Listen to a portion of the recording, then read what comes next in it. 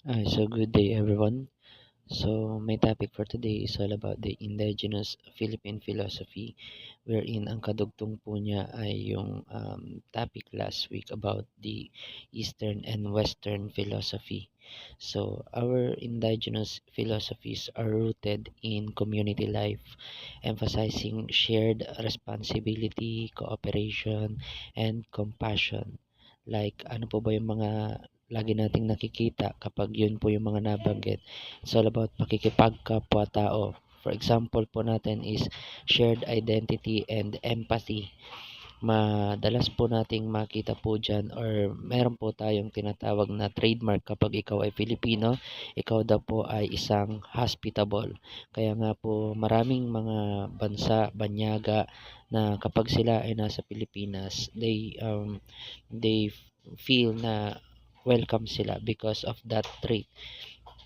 So, next naman po ay yung bayanihan or yung collective effort ng mga kapwa Pilipino. And then, of course, respect for human dignity. So, lakas ng loob, utang na loob, moral and social virtues. Kapag naman po, yun po yung pinakamahirap na utang na yung utang na loob. Kasi yun siguro masasabi ko rin po na that is a negative sabihin na natin culture siguro, naging culture na po natin na kapag tinulungan ka ng kapwa mo, you are asking or you are hoping na or kung ikaw ay tumulong sa kapwa mo, siguro hindi lahat, but you are hoping na merong return yon in the future. So, masasabi ko na that is one of the toxic na trait ng isang Pilipino, nag-aantay ng return.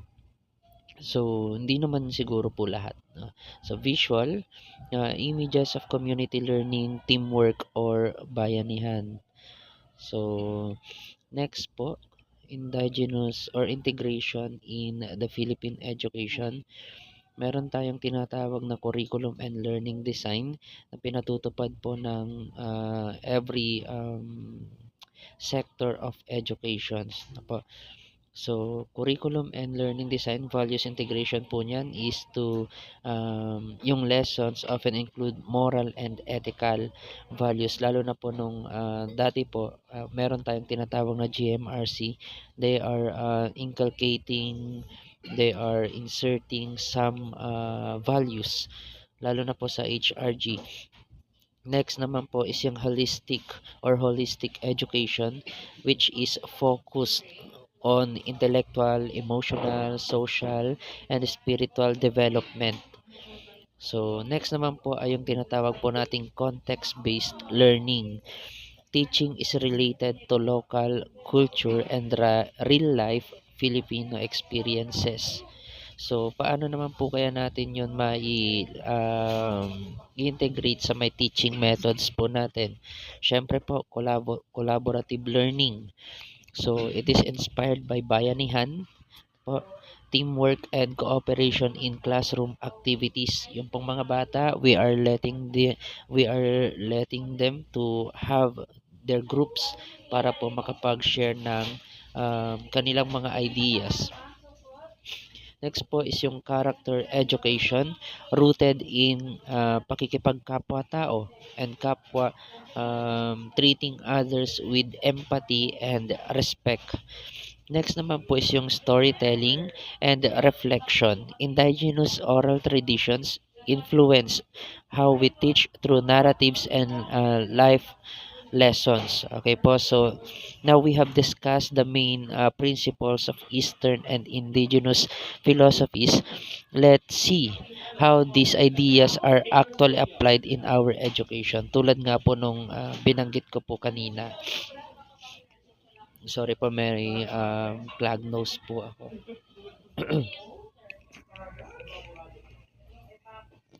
Okay, so ulitin ko lang po. Let's talk about the curriculum. So, makikita po natin doon sa subject na araling panlipunan to science po.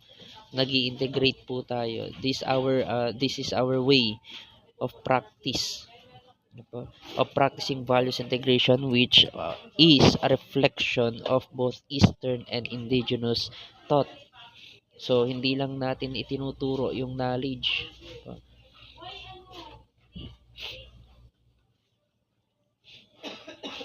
So hindi lang po natin itinuturo yung knowledge, but also we are teaching them character, character development, personal development. So we are shaping not only their knowledge but also their character. So next po is yung Philippine education also promotes holistic learning, meaning we develop not only the mind but also heart, body, and spirit. This is very different from Western focus on the intellectual only. For example, yung pong lesson often include reflection, group work, and moral application, not just to memorize the lesson itself. So, binibigyan natin sila ng self-reflection para makita nila what are their reflection or realization in that kind of learning or teaching. Next slide naman po is the integration in Philippine education, the teacher's role. Ano po ba yung role nating mga teacher? So in terms of teaching methods, many of our classroom strategies reflect the spirit of bayanihan. Okay po. So moral guide and facilitator, teachers are not only transmitters of knowledge but also models of values and right conduct. Kaya nga po, 'di ba, kung mapapansin po ninyo, kapag ang teacher ang nagkamali, ano po ba yung laging quotation nila? Teacher ka pa naman, because we teachers not only possess the we are not just teaching the lessons, but also we are modeling the values and yung right conduct, how we react, how we pause, or how we speak. So nakikita yon ng mga tao and other field of professions.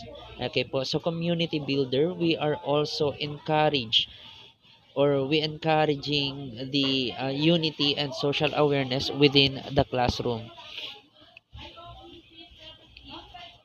So when we encourage group projects, peer tutoring, and collaboration, we are actually applying our indigenous value of collective effort or yung bayanihan. Kapag sinabi natin, sige, pili kayo ng ka-group ninyo and share your thought about this topic.